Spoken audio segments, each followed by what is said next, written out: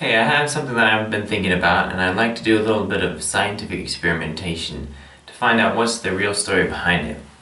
A short time ago, I heard a dentist give a little talk on how to brush your teeth, and it's something that perhaps we don't think about a whole lot, but there's definitely a right way and a wrong way. What the dentist said was that when you brush your teeth, you shouldn't just use circular motions like a lot of people do, but specifically up and down motions. And I've heard a lot of different theories about what's the right way to do it, and it got me thinking.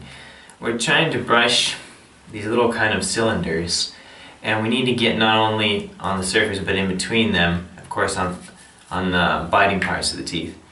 But the thought that came to my mind was that perhaps if you just go sideways like this, we're not getting in between the teeth. Maybe that's why they said the up and down.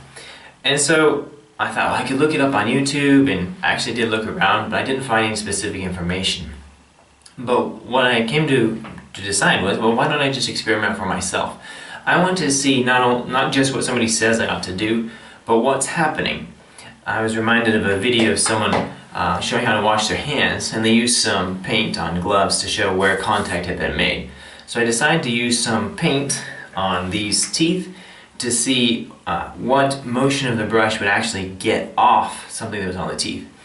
And just inspired by the methodology of Smarter Every Day, I thought, well, why don't I learn along with you all? So let's find out what happens.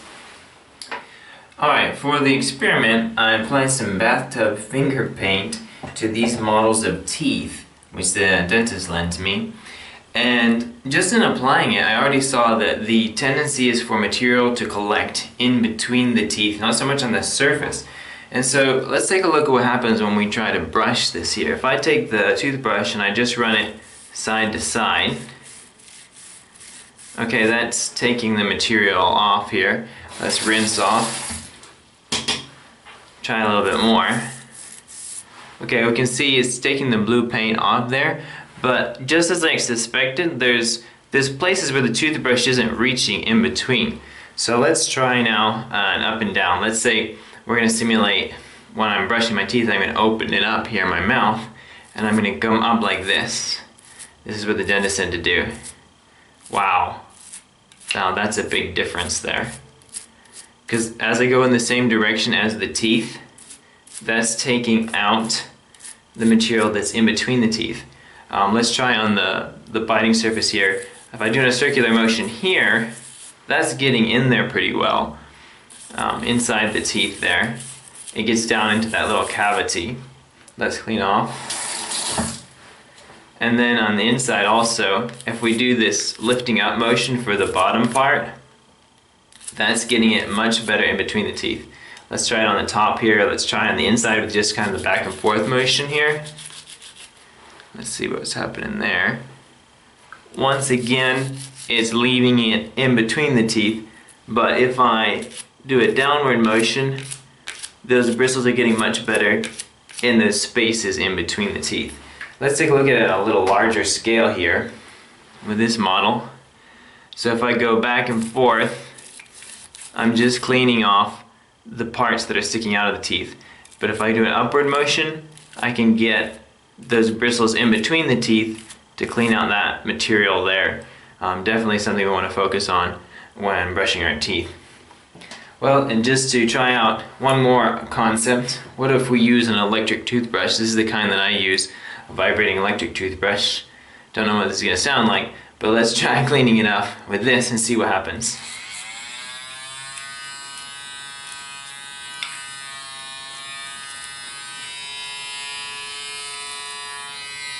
Let's try with the other model.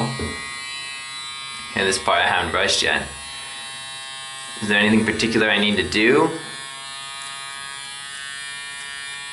Well, it seems to be, if I just get it in contact, it seems to be, through the vibration, getting all that material out.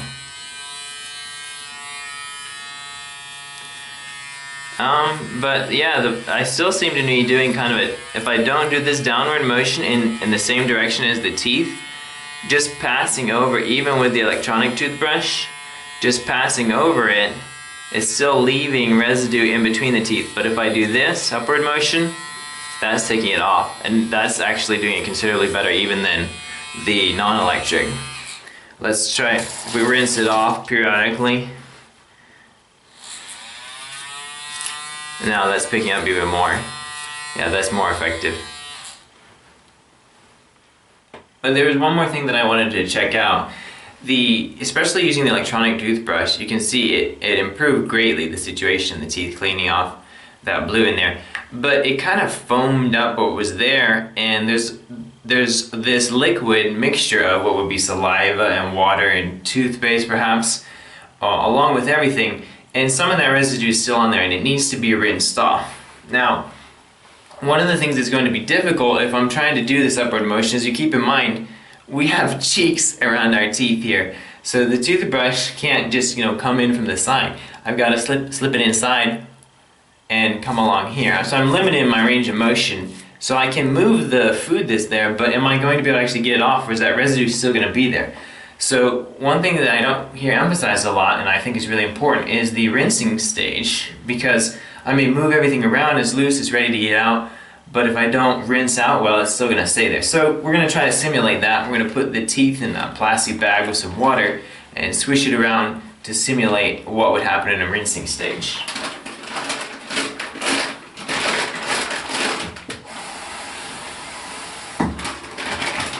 We'll seal the Ziploc bag.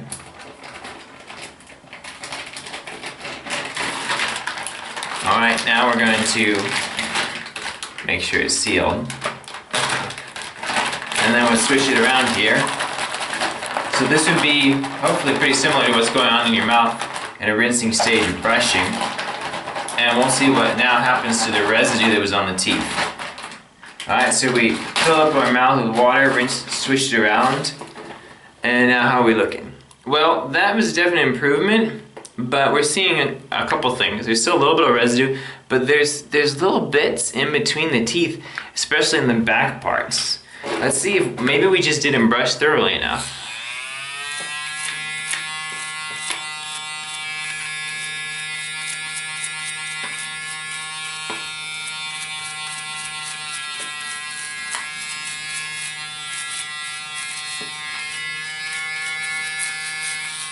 Definitely along the gum line, like I hadn't got in there well enough, I couldn't see it before.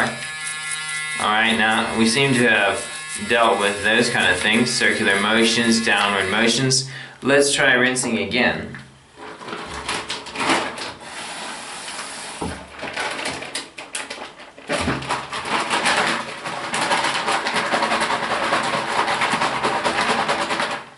Now, when you rinse something off, if it's submerged in this water here, you can see it's all foamy because of the paint residue that was left there. And so when I spit this out, there's still going to be left a little bit. Now that is a great improvement. We don't see the blue, but there's still this foamy stuff or whatever it is. So what I was told by a chemist is that when you rinse something 3 times, that's a pretty effective method of cleaning it. So we're going to try for a 3rd time. I don't know if this is something that everyone normally does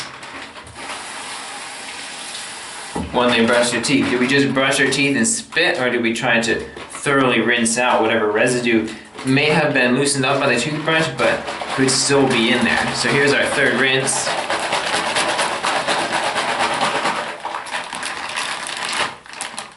Alright, let's see how we did. Alright, that looks considerably better. So I think we confirmed what the dentist said, that especially on the sides, we want to do a downward motion on the upper teeth, an upward motion on the bottom teeth, circular motion on the flat parts, and also the idea that you need to rinse thoroughly several times to get that residue out. There's still a little bit in there. We could rinse another time to make sure that nothing's left on the teeth that could cause cavities or cause further decay. Well, thanks for paying attention so far. I'm no expert in making videos, as you probably already noticed, but I think this was a fun exercise to see a practical scientific application of ideas to test the hypotheses and find out what should I do practically with my own teeth. Well, thanks for watching. It was fun learning along with you, and fun that my hypothesis proved to be correct. but there's a lot more still to learn. I would be really curious to see some slow motion videos about what happens in the process of brushing teeth, with the mechanics of everything, to see scientifically and based on evidence what really is the best way, because it's something we do hopefully every day and we want to do well in the most efficient way. So let's keep learning.